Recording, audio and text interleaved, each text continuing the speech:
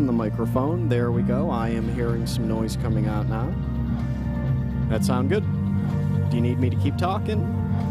Level's good? Okay, thank you. Always helps.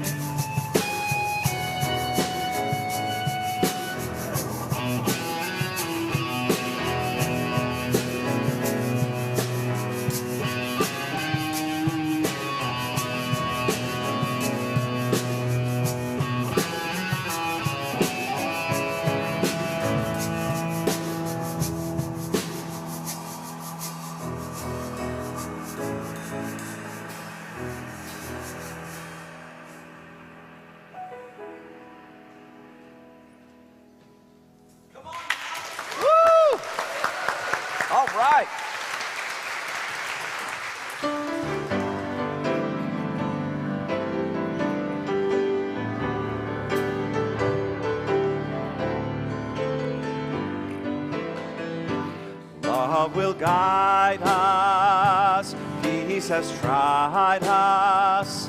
Hope inside us will lead the way on the road from greed to giving. Love will guide us through the hard night. If you cannot sing like angels, if you cannot speak before thousands, you can give from deep within you. You can change the world with your love. As Unitarian Universalists, we believe that truth is larger than any one book or way. Religion and science go hand in hand. Integrity requires freedom of conscience. Diversity is something to celebrate. In the struggle for justice, we come alive. Our highest aspiration and calling is, just as the song says, love.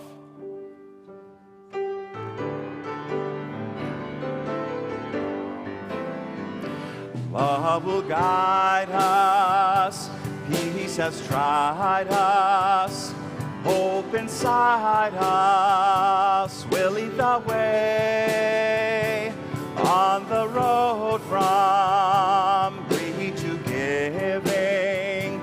Love will guide us through the hard night. Whoever you are, whomever you love, whatever path you are on, you are welcome here.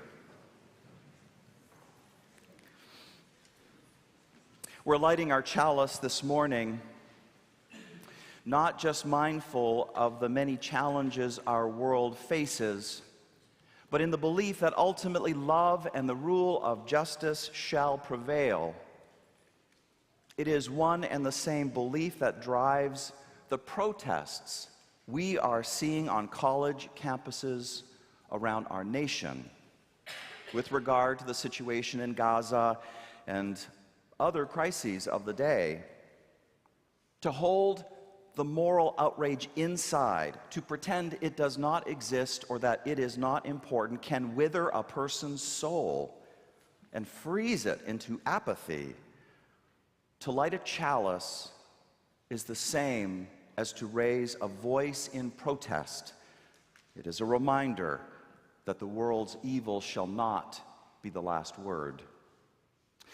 If, as may be true of some or even many of us in this space, we are looking upon what is happening with concern about whether the protests are ultimately right or wrong, or we're looking upon them with mixed feelings, including dread-filled memories of Kent State and the disappointments of 1960s activism, still, we light our chalice this morning with hope that protesters seek to express their conscience in peaceful ways, that schools honor this right within truly reasonable limits, and resist the pressures of politicians who seek to exploit campus tensions.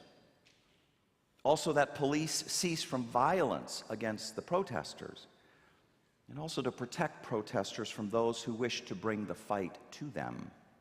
We light our chalice this morning, soberly acknowledging the words of Dr. Martin Luther King Jr., who said that true peace is not merely the absence of tension, it is the presence of justice. May each of us find a way to be in service to this true form of peace.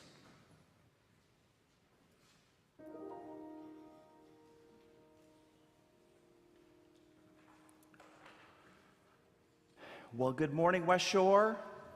Good morning. You have found your place, the best place to be, Sunday morning, Cleveland, right here. Yeah? Yeah? Glad you are here this morning. Oh my gosh, we got so much stuff that's going on as always. I want you to check out the West Shore Weekly. That is in your order of service, and that says a little bit about what is going on So many ways to connect with folks, go deeper in relationships and in your spirituality, and just on and on. I want to tell you about a couple things going on. Just be sure you know. Earth Fest. Yeah? All right. Next Saturday, Festival for the Earth. Think of everything ecological, everything earth-friendly, everything earth-joyful. You got to come check this out next Saturday. More information, you can check out the booth there in our right outside our doors there.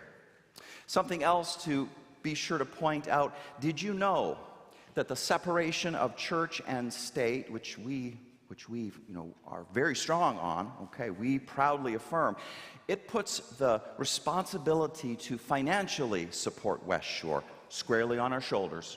Separation of church and state does. Our religious freedom is not free. And so every year we have an annual pledge drive in which we ask everyone to support our church through a pledge or an estimate of how much a person plans on giving to West Shore over the course of the year to cover necessary costs. Our board needs to know this amount in order to create an annual budget that is balanced.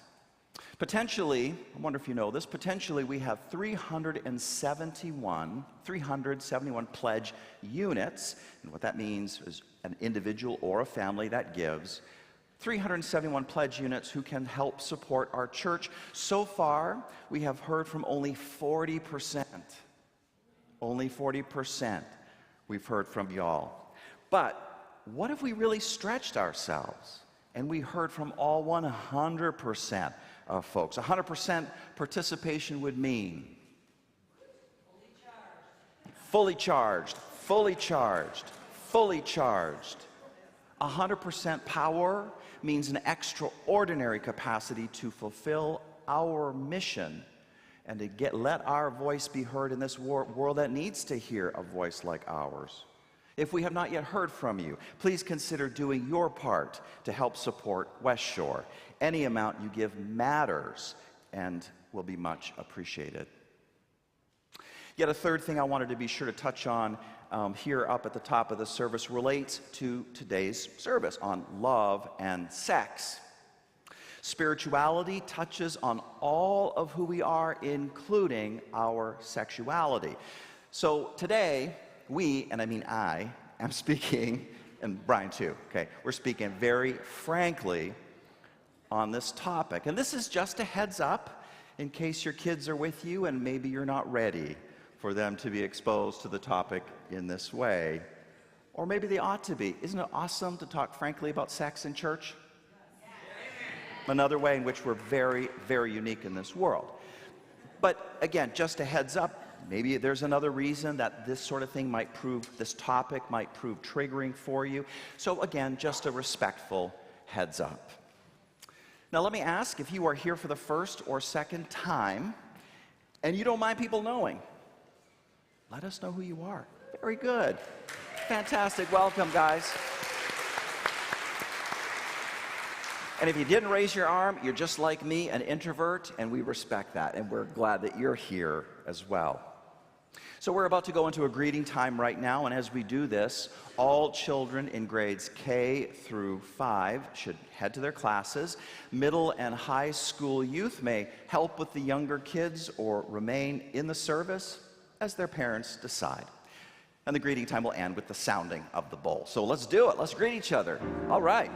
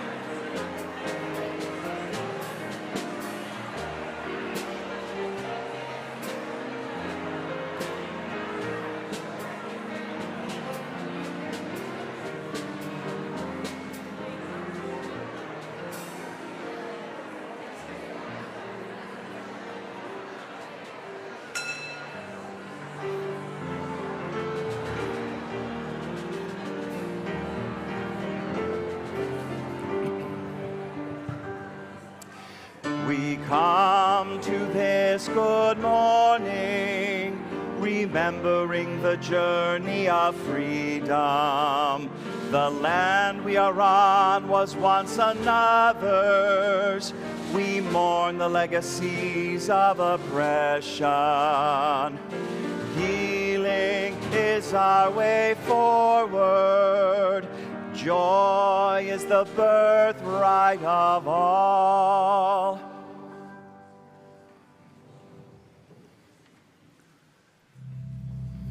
Hello, West Shore. I'm Angeline Summers Marvel. Pam Smith and Reverend Anthony join me as co-chairs for this year's annual service auction coming up on November 15th. Did you know that West Shore has had a service auction every year for more than 50 years?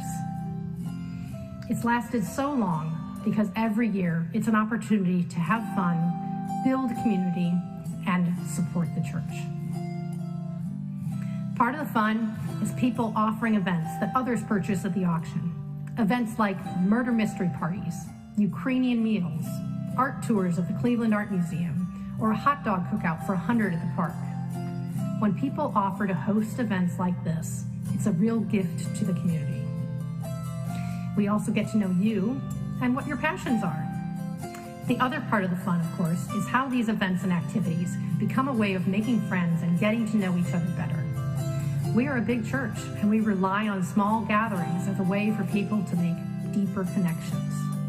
I am so excited about this auction. And now, let me turn it over to my co-chair, Reverend Anthony. I want to present to you this year's annual service auction theme. All aboard! Get it? Get it? All we kindred pilgrim souls. That's all of us. We are joining together all aboard and just having a great time with our service auction. And it's also reflective of our desire to increase participation in our annual service auction, to reduce barriers that some people might be experiencing in plugging into this wonderful event. Angeline, Pam, and I would like to ask for your help in our auction planning. And to that end, I want to invite you to take out the 3x5 card in your order of service. And I want to ask you very kindly if you'd be willing to answer 2 quick questions for us. And our ushers are coming around with something to write with or extra note cards in case you don't have one. As always, your feedback is just so important, seriously. So grateful for anything you can offer this morning. Here's the first question for you to consider. One question relates to who you are, where you are in life, whether you have kids or not, what you happen to enjoy. So the question is, I want you to think of a kind of party or event that for you is so interesting and attractive that you would hate to miss it. What's the sort of event that you would be willing to go out of your way to be there, to attend? What would that party or event look like? So take a minute and write down any thoughts that come to mind about that. What's an event that's just really attractive for you and you would make sure you attend? So take a moment with that.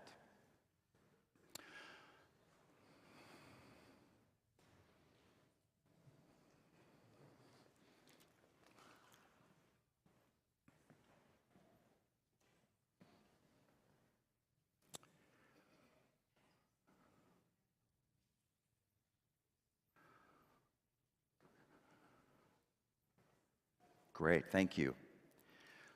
Here's the second question, and this second question is more about your particular interests and passions. What are some of your personal interests and passions which you think would be fun to share with others? Say, for example, you happen to be a huge Star Trek fan. I'm looking at you, Cheryl Costa. You happen to be a huge Star Trek fan. Well, would hosting a Star Trek-themed dinner party sound like a blast to you? Okay, right? There you go, lots of Earl Grey tea. Or maybe poetry is just a super big thing for you. And so hosting a poetry gathering where everyone comes and reads a poem and, I don't know, you maybe present desserts and cocktails, I'm not sure. But poetry you love, and you would love to share that with others. I mean, the sky is the limit. That's what I'm trying to get at here. So the second question, what are you into? What's a personal passion for you that you think others might get into as well? Now, I don't want you to worry if you aren't exactly sure how your interest might translate into a service auction event. That's going to be on the service auction team. So just let us know what really gets your creative juices flowing, what's really interesting for you. Please take a moment to write your passion down, and also let us know who you are. Let us have your contact information so we can reach back out to you. Okay, so take a moment and respond to that question right now too.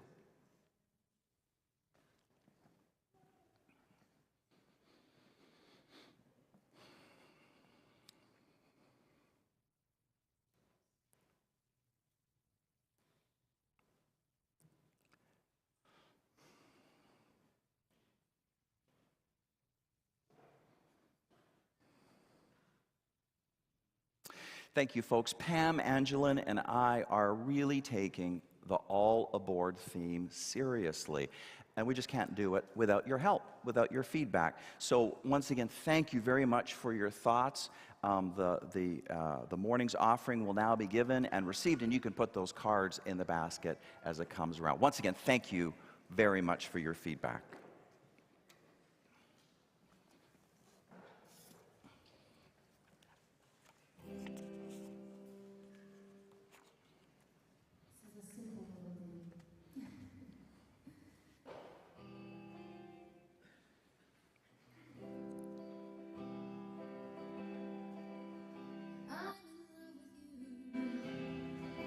But it's alright, I fall in love nearly every night, and it fills up my heart till I can't keep it in.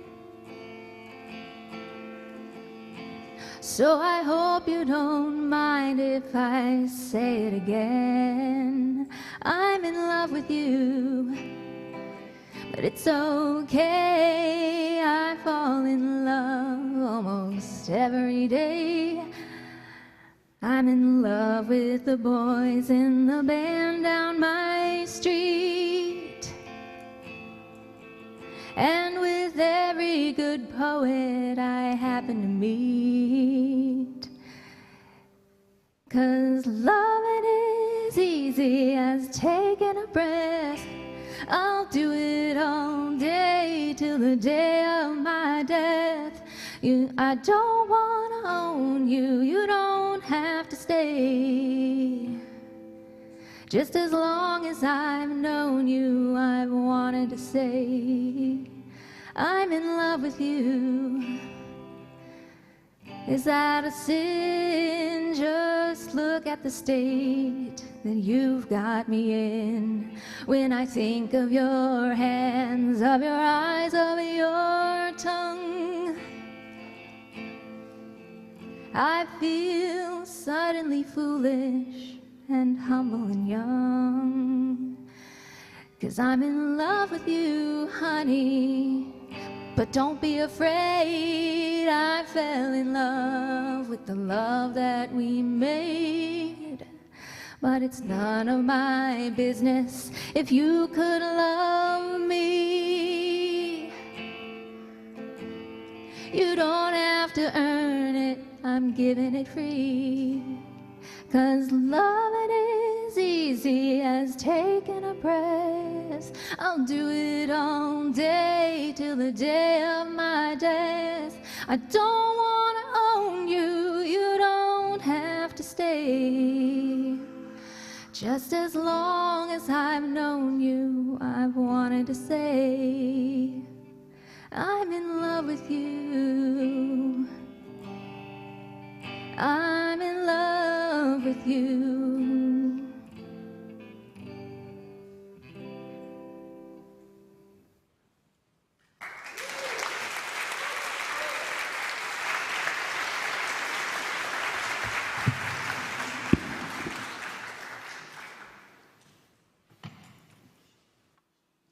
Love is the spirit of this church.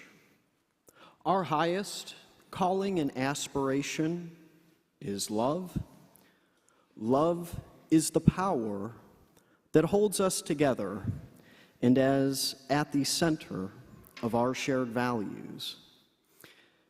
As a Unitarian Universalist, it seems clear to me that love is central to our shared ideology, even though our individual ideologies, or theologies, I should say, may be quite different. We need not think alike to love alike.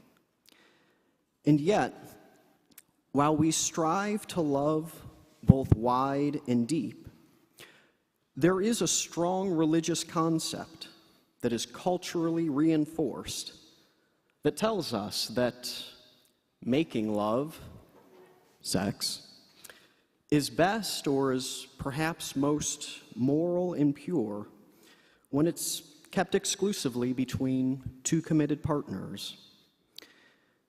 And in my lived experience, and for myself, I disagree.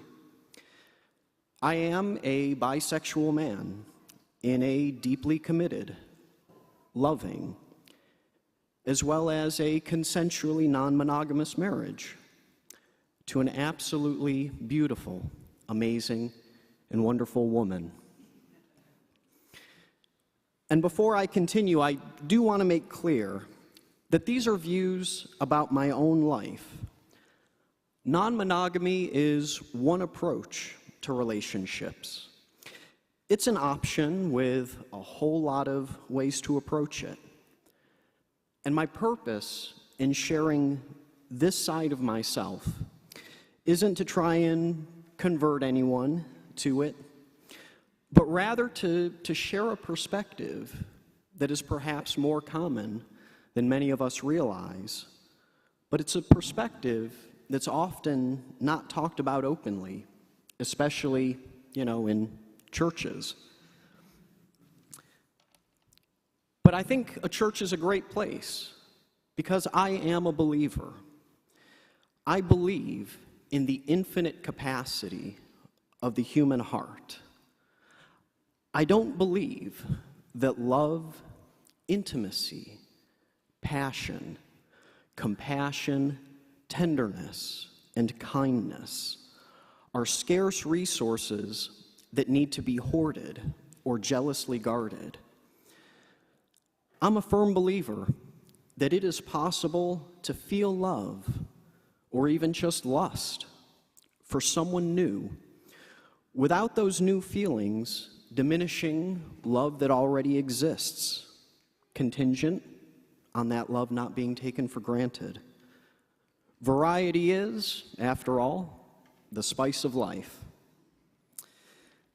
And yes, while I do believe that the heart's capacity is unlimited, I do recognize the very real external constraint of time. We are limited in the time that we have to nurture what the heart can feel, and then to be able to give expression to those feelings. And so, like much else, there must be balance in all things. Now, growing up, I was taught that, first off, growing up, I was raised in a very conservative religious environment, sixth-generation Mormon.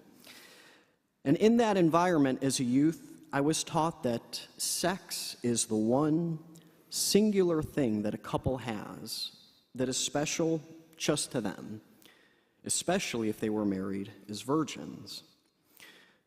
But I don't think that's true. And I've got two reasons for that. The first is that I think it actually puts sex on an incredibly too high of a pedestal. It's just sex. And I gotta say, it's a lot of fun. Makes for a good hobby. And the second is that, frankly, I think that perspective is actually too narrow to capture what makes intimate relationships truly intimate. Because what is special and unique to me in my marriage is the life that we have built together.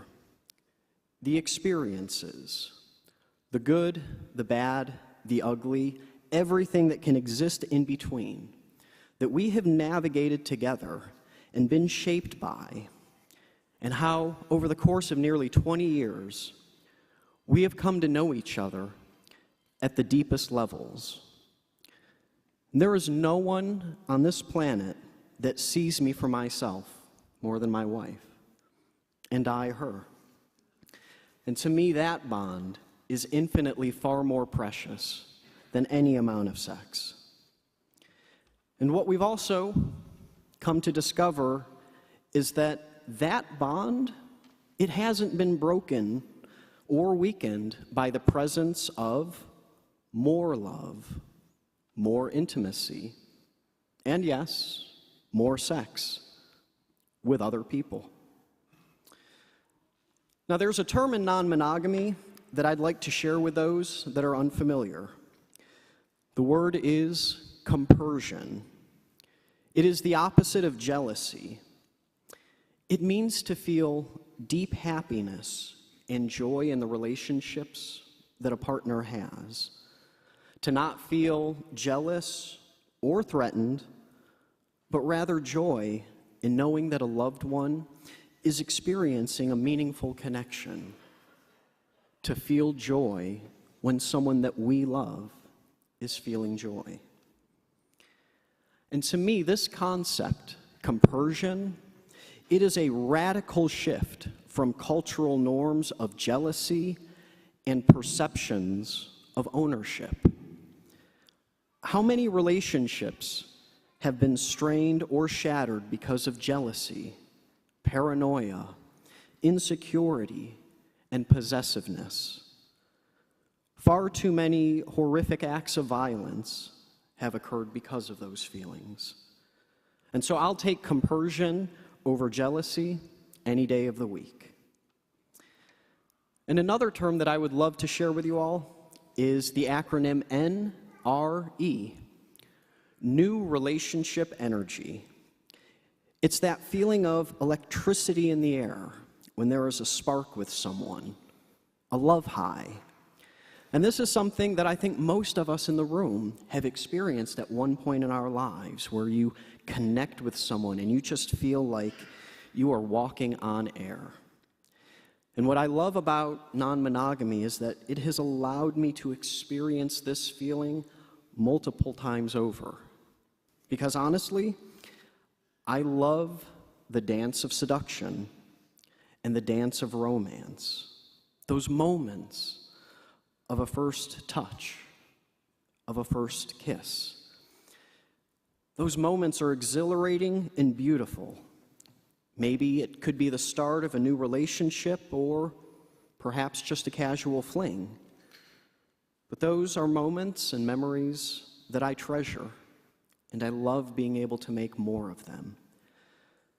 Because for me, ultimately, it's as I think about the world we live in, where there is so much hurt and pain within this world, that I embrace and welcome into my life the presence of more love, more tenderness, more intimacy, and a bit of fun as well.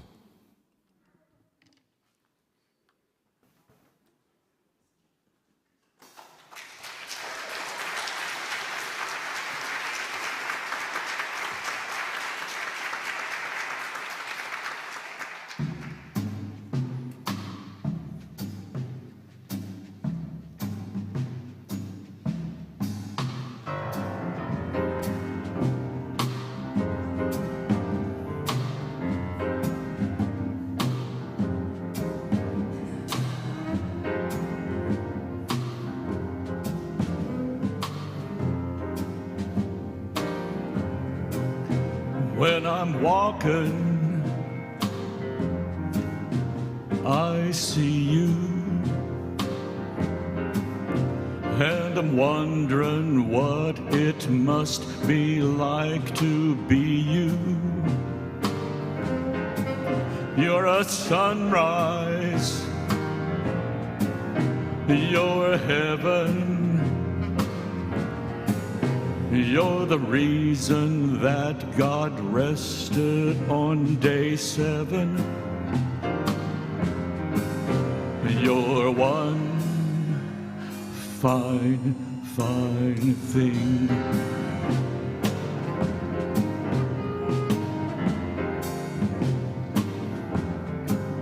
When I'm dreaming, I love you. And I know that there is just one version of you. Can I have you? I need you. If you tell me where you wanna go, I'll lead you. You're one fine, fine thing.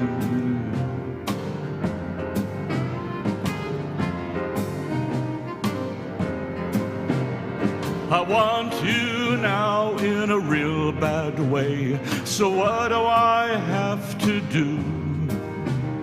I could somehow have a real good day. It all depends on you.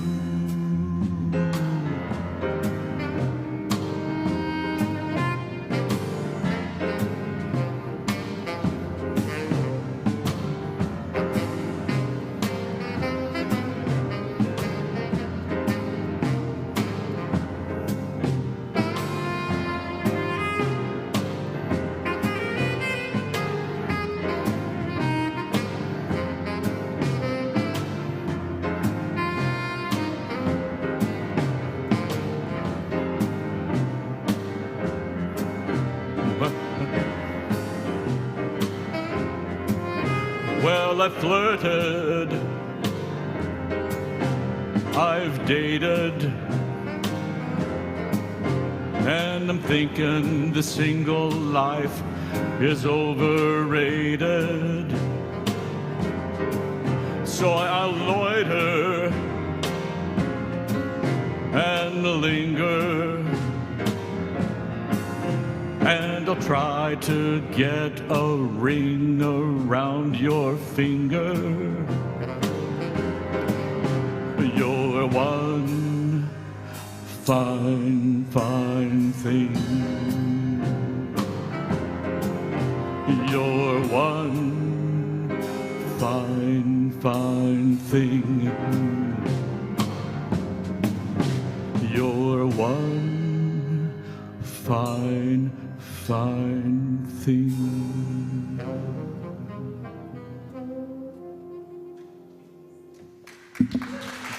Yeah!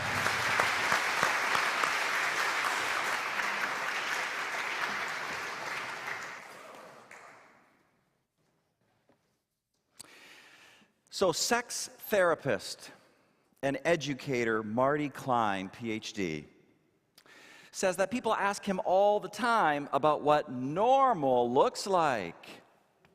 Normal! His reply, he says, forget the number of times people have sex per month, okay? Or how often someone masturbates, or how long it takes to climax. Those averages, he says, tell you nothing. Knowing that you don't laugh during sex, or are too embarrassed to use lubricant, or you can't tell your partner, no, not there, here. That stuff tells us much, much more, says the sex therapist, Dr. Marty Klein. Normal, in other words, is often a matter of bad and hard feelings. Shame, blame, intimidation, resentment, pessimism, loneliness. It means that for too many people, not failing is the best that sex can ever get. We want, says Marty Klein, the sex therapist, some combination of pleasure, and comfort. But before, during, and after sex, our focus can be on exactly the kinds of things that kick pleasure and comfort out of the door. Do you agree? Can you relate? Actually, this time, please don't say amen. Please don't say it. You can just sit right there and act like, because this stuff is sensitive, right? So don't raise your arms, okay? Don't raise your hands.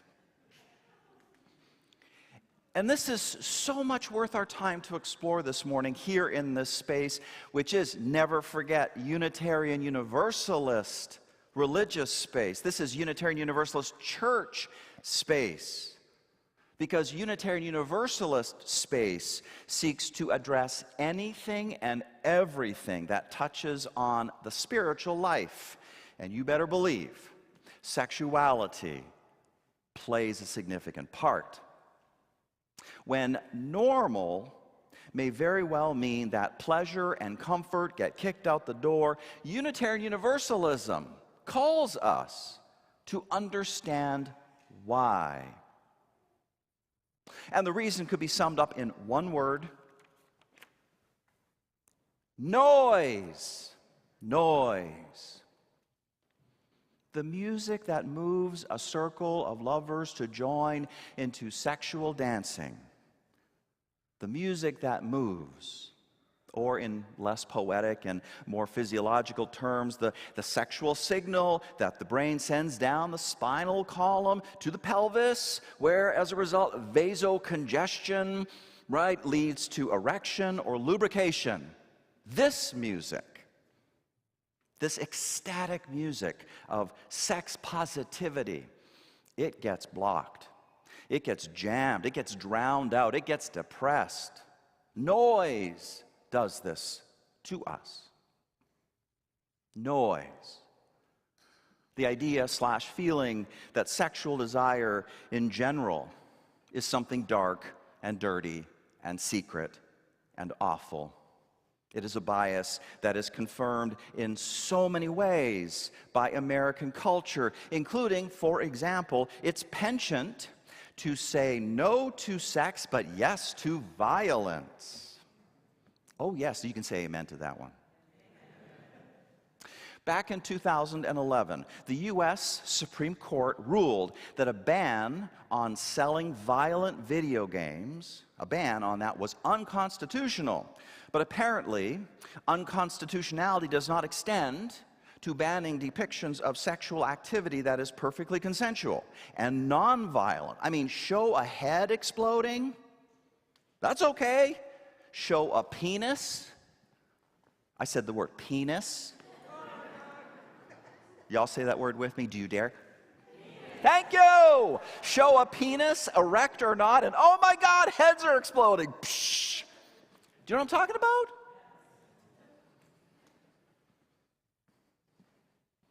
Or this noise. The idea/feeling that some specific kinds of sex are dark and dirty. Just ask the Ohio legislators behind House Bill number 8, a bill modeled after Florida's Don't Say Gay bill. Yes, sir. Who said that? Good for you. It's a bill modeled after Florida's Don't Say Gay bill. According to the text of this bill, the aim is to prohibit classroom discussion about sexual orientation or gender identity in certain grade levels in primary schools. The bill is framed around the fundamental right of parents to make all the decisions regarding the upbringing and control of their children.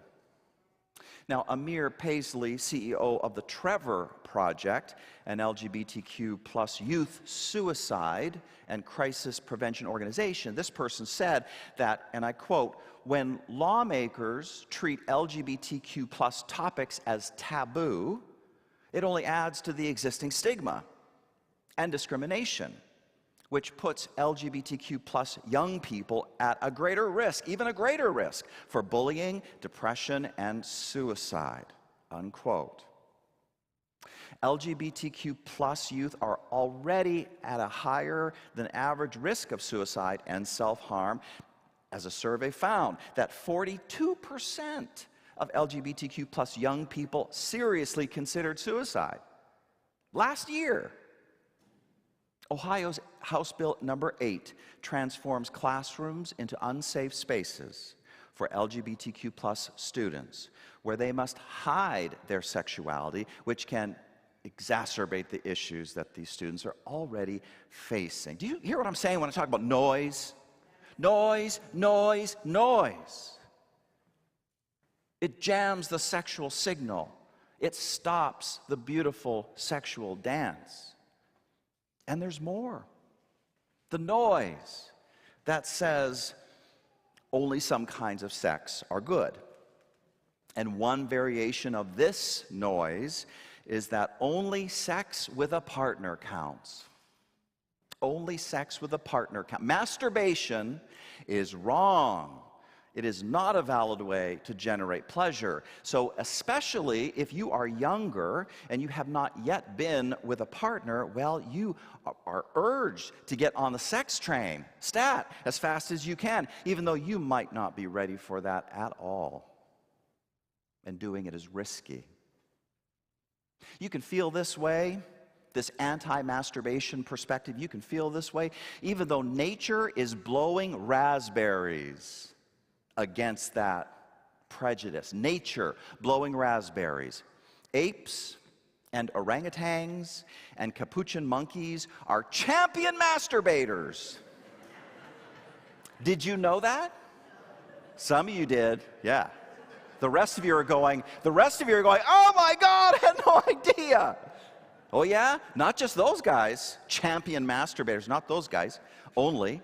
Bottlenose dolphins, killer whales, elephants, walruses, squirrels, bats, iguanas, turtles, penguins, champion masturbators. Masturbation is the norm in the natural world. It is not the exception. So why do humans create an alternative, doom-soaked fantasy about this? It is noise. And so is this, the noise of the normal. There's that word again, normal. Why does that word seem so hard to escape? Normal, normal, normal. Only normal sex is good. Only normal-looking penises, normal-looking vaginas, normal-looking vulvas, all of them functioning in only normal ways. I'm hearing crickets. I'm going to take that to be the Lord himself approving this sermon. Someone's ringtone. The Lord's like, you preach it, Anthony. That Unitarian church. Come on. You preach it. Normal, normal, normal. All of these normal-looking penises and vaginas and vulvas, they are all functioning in normal ways that drug companies approve, by the way. Drug companies approve. All erect or all lubricated in normal function. Everything marching towards normal orgasms. But normal can also mean a view of how enlightened men and women and people look and feel and behave. In this sense, my question to you is the sexuality of a Margot Robbie the empowered version of normal? She is, by the way, the main actress in the feminist leading Barbie movie. Or what about the sexuality of Beyonce, the empowered version of normal? Does this reflect genuine female empowered sexual expression? Or is it merely an internalization of male fantasy? Your answer to this question, by the way, says something about which wave of feminism you belong to. Okay? And consider yet a third sense of normal, which assumes that people's relationship with sex is fairly simple and straightforward. But what if you have experienced some kind of sexual violence before? What if you've experienced some sexual violence in your past? In such a situation, the disparity of needs between sexual partners can be pretty big. If you are the one bearing the burden of having experienced sexual violence in your past, what happens when your partner's sole focus is getting to that orgasm as fast as possible? What happens when he or she or they makes it sound like orgasms are the be-all and the end-all of sex? And let me tell you, that is not giving you any room that you might be needing for your healing. Miles of who you are is getting left out of the sexual relationship. The noise of the presumably normal only adds to the tragedy, the tragic quality of what you have been carrying, that burden. Normal, normal, normal. And there's still more to consider. The noise that says, unless sex includes perfect, rock-hard genital functioning, it's no good. I mean, even the kid gets it. The noise that says, unless sex culminates in penetration with orgasm, it's no good. The noise that says, unless the sex I am having is like the sex I had in my 20s, or 30s, or 40s, or 50s, or 60s, it's no good. The noise that says, unless the conditions of my environment are perfect, in other words, no kids in the house, not a single chore to do, my belly is flat, and I have a six-pack for abs, or I went to the gym and flossed today, and so did my partner, and so on. Unless the setting is perfect, sex is going to be no good. The noise that says, unless my partner can read my mind, unless I can just say nothing, okay? Or at least it goes no further than having to say down there, or it, or you know. Unless my partner can read my mind, sex is no good. This is the noise, the noise, the noise of the normal. And you know, ultimately with all of this noise, the experience of sex becomes one of policing, of constant monitoring.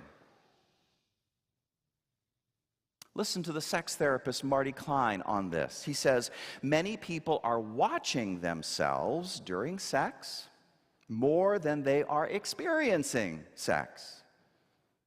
We usually, he says, imagine, harshly judge, and worry about what our partner sees, what our partner smells, what our partner hears, what our partner tastes. It's like trying to enjoy dinner while wearing a brand new, expensive white suit. Marty Klein goes on to say that we can also monitor our partners, okay? People can take their partner's functioning personally. Many people scrutinize their partner's arousal and orgasm because they don't want to be judged a failure. But, he asks, how can you relax when your partner is examining your sexual response, not in a joyful and attentive way, but with an eye for signs that he's failing or she's failing, okay? All this noise, it just makes for so much loneliness, where we feel that we are on the outside looking in at this thing that is happening. Rather than experiencing sex in all our authenticity, we are watching and we are judging. Yes, we can. Yes, we can learn much from knowing that way too many people don't laugh during sex. They are too embarrassed to use lubricant, or they can't tell their partner, no, not there, here. We can learn very much from knowing about that. Unitarian Universalism, in response to all of this, has something to say, something distinctive to say, especially now in the springtime of the year when the plant world is in furious sexual heat, okay? Don't miss the irony in that. Pollen swirls in every breath of wind. We are immersed in the sexual heat of the natural world in springtime. We are immersed. Oh, you got to show that picture now. There you go. Yeah. We are immersed in a world that is filled with sexuality. What Unitarian Universalism has to say was confirmed at General Assembly in 2012, a long time ago, when Unitarian Universalists from across the world came together to choose reproductive justice as the UUA's Congregational Action Study focus for 2012 to 2016. Reproductive justice advocacy, says the UUA official literature, is grounded in a vision where sex and bodies are not stigmatized and a diversity of truths are possible, where we can tell the truth about our lives and learn to hold each other in non-judgmental compassion, where we can tell the truth about our lives. Brian Gardner told the truth about his life. Will you please give him an amen? There you are. Unitarian Universalism says, drown the noise out with love. Subvert the noise, silence that noise. That noise is not true to the inherent worth and dignity of every human being. That noise is not true to what it means to live as a part of the interdependent web of all existence. That noise is not true to beloved community, where there is a place at the table at this beloved community, not just for people who are young and people who are old, people who are black and people who are white and people who are brown and people who are theists and people who are non-theists, and people who are abled in one way and then maybe abled in other ways and on and on. It's not just a place for people like that. It is also a place for their bodies. Their bodies are as welcome as their minds. Beloved community is embodied community. If beloved community cannot embrace sexuality, then it is not beloved. So Unitarian Universalist beloved community says, enough with the noise. Give us music instead. Or more specifically, give us sexual intelligence. Bell Hooks now, we've been exploring her book about love all year long. She speaks to this idea of sexual intelligence when she confronts the fear that being more intentional around sex is like throwing a wet blanket over the whole thing. Time and time again, Bell Hooks says, when I talk to individuals about approaching love with will and intentionality, I hear the fear expressed that, oh my God, this is going to be the end of romance. And this is simply not so, she says. Approaching romantic love from a foundation of care and knowledge and respect will actually intensify that romance. So we are challenged to embrace the vision of sexual intelligence. Next slide. There you go. Actually, that kind of looks creepy, doesn't it? I think they're trying to blend like emotion and reason. Okay. Marty Klein, the sex therapist, helps us go deeper into this topic. He defines sexual intelligence as, quote, the set of internal resources that allows you to relax, to be present, communicative, and respond to stimulation, and create physical and emotional connection with a partner. When you can do that, you will have enjoyable sexual experiences, regardless of what your body does, regardless of whether there's penetration or not, or whether there's an orgasm, or just whatever. Essentially, there are three kinds of internal resources: correct information about sex, okay? Emotional skills that enable a person to use that information effectively, and body awareness that brings it all together. And we don't have time right now to explore all three resources, but we do have time at least to get a good start with this. Our sexual intelligence grows, says Marty Klein, every time we let some of that noise go, every time we turn down a source of one of that noise. So start by turning down the noise. That sexual desire is something dark and dirty and secret and awful. Masturbation is just healthy and good.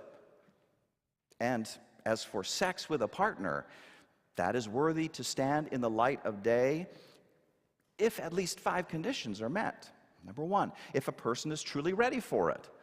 And it's not just about peer pressure or showing a partner how much you care or something like that. Okay, if that's met, green light.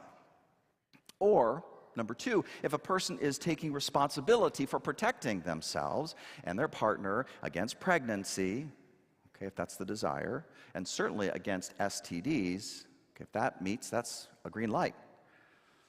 Number three, if a person is truly acting out of respect versus using sex in a manipulative, destructive, hurtful way, if that condition's met, green light. Or number four, if a person is fully aware of what's happening, not drunk, for example, and they can always say no or respect it when someone else says no, well, if that condition's met, green light.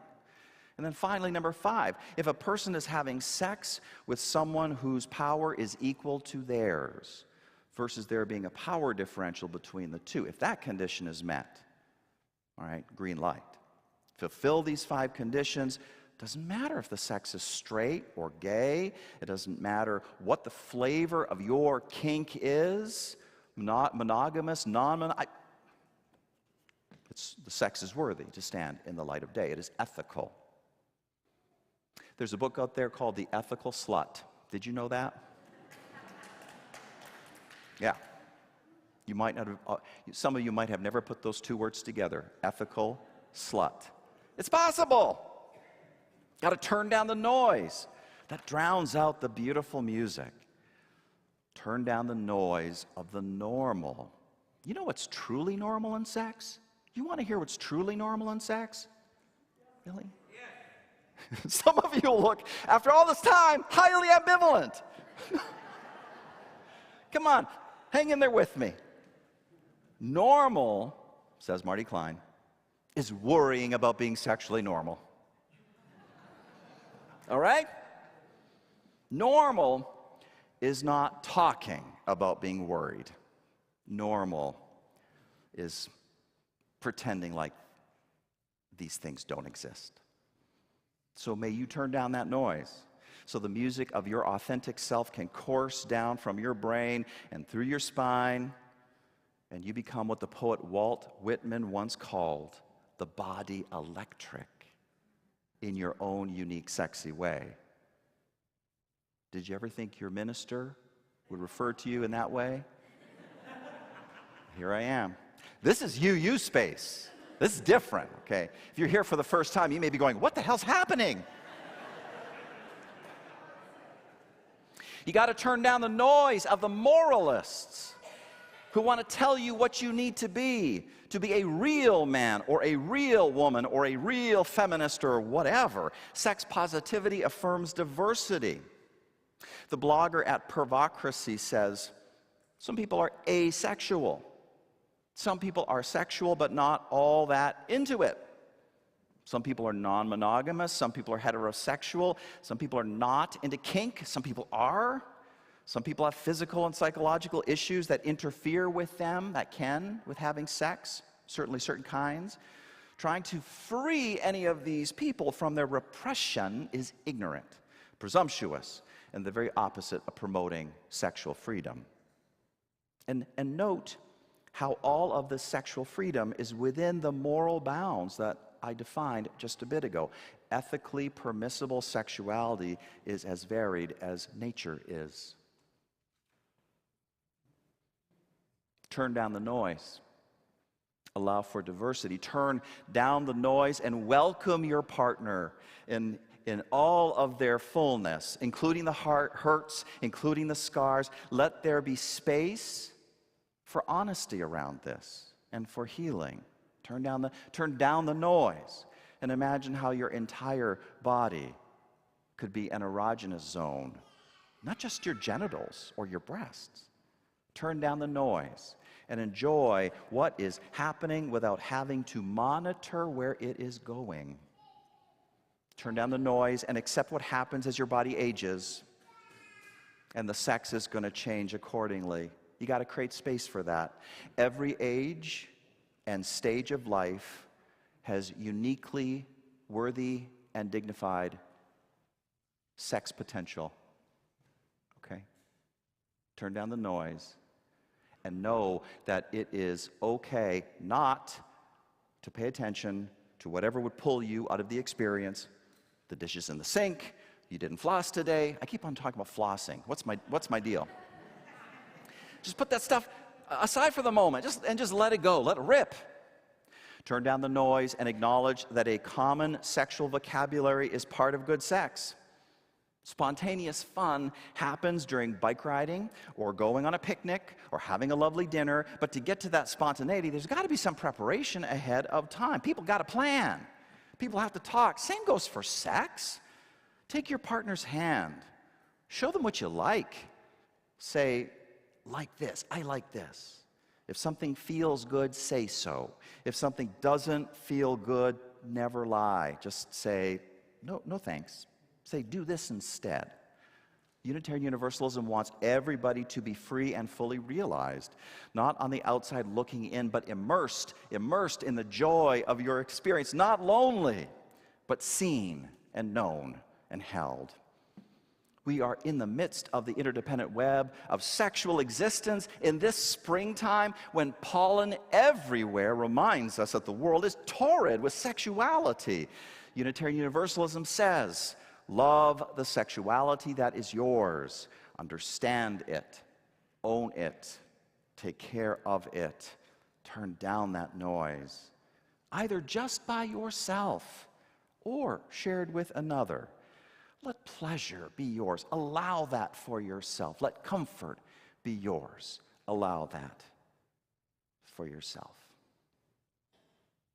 Amen.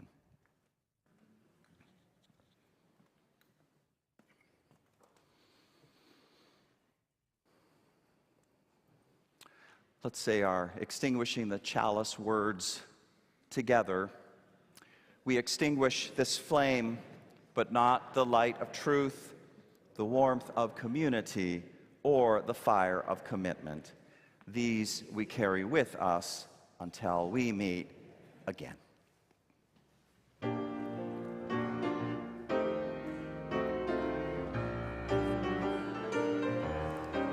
You like this? All right.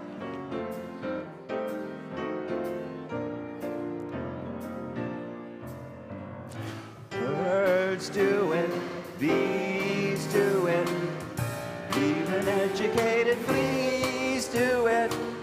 Let's do it, let's fall in love. In Spain, do it, Lithuanian, and let's do it, let's do it, let's fall in love. In Dutch, Amsterdam, do it, not to mention the Finns. Folks in Siam, do it, think of Siamese twins. Some Argentine means do it. People say in Boston bean means do it. Let's do it. Let's fall in love. Sponge, say do it. Oyster down in Oyster Bay, do it. Let's do it. Let's fall in love.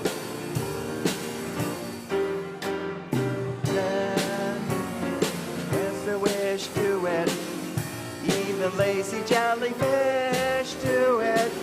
Let's do it, let's fall in love. Electric eels might add, do it, though it's sharks and I know. Why ask if shad do it? Waiter, bring me shad roe. Shallow shoals, English souls, do it. Goldfish in the privacy of bowls, do it. Let's do it. Let's fall in love. May Unitarian Universalist spirit encourage you in your path as you seek out to turn down the noise of the normal and bring your fuller and more authentic self into your sexual life, which is a part of your spiritual life. May more and more joy be yours this day and forever. Amen.